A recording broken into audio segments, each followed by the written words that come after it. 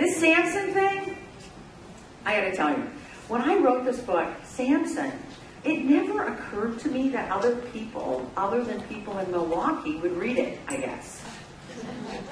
And it never dawned on me. So once the book started selling, I would get emails from readers from all over the country going, I really liked your book, but wow, what's up with the gorilla? I don't get it.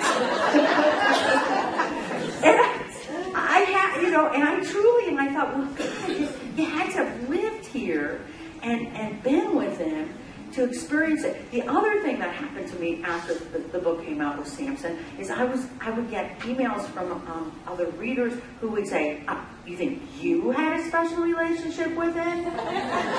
We had something too, you know.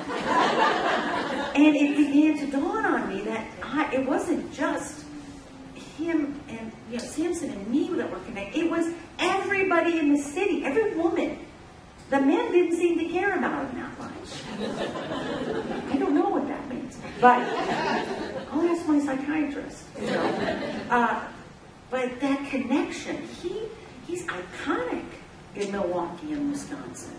So, I mean, I have to go into this long, drawn-out thing about, you know, we have to know about the girl. And I sound so stupid when I'm saying it. Well, he's just like this really great gorilla. And they go, and he was in our zoo, When I lived, actually the book, by the way, isn't set on Fleet Street. It's set on Highmount Boulevard in Milwaukee, which is about 50, which is 50 in the north. But I don't know, they're getting all a little upbeat and called it Highmount Boulevard, which wasn't in fact a boulevard. So I don't know what happened there. Right across from Highmount School. And so we were very, very close to the zoo, literally like 2 blocks. And we spent as much time as we could. I don't know if you're familiar with the Washington Park area in Milwaukee. Fantastic.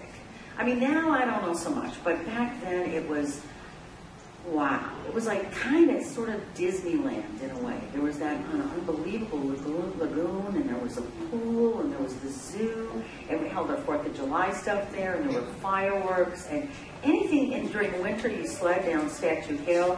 It was a huge community gathering, and music under the stars. So everything happened at the zoo for us. Samson, I think after my father died, became very metaphoric for me, because I felt so frightened and unsafe. That gorilla sort of started to represent safety for me. He's a very metaphoric character in the book, and how Sally feels about him. And the fact that Sally and her dad spent a lot of time together at the zoo. So he sort of represents a lot of different things.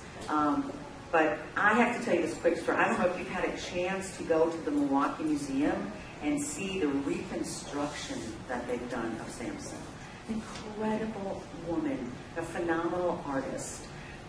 There wasn't, I think they had his bones, but of course, you know, what happens after a while, right? But she reconstructed him. And then there's sort of a little video, and it was Sam Lamalfa, who was his, you know, his caretaker. And I went right away, of course. It's going to be continued. And I was standing, I was watching, mesmerized. And this woman, I'm sure I was doing something weird. And she said, guess what I got? I said, what? It's like a drug dealer, right? She said, what do you have? She said, I've got a swatch of his real fur. Do you want to touch it? I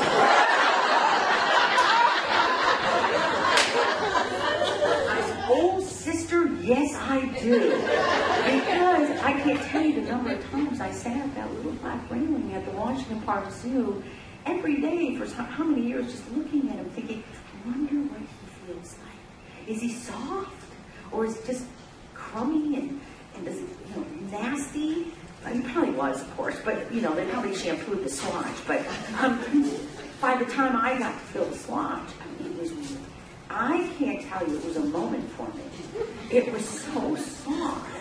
And so what I did right away is I felt it, I thanked her, and I ran home and I called my sister and said, I just felt Samson, and you didn't, and you never will.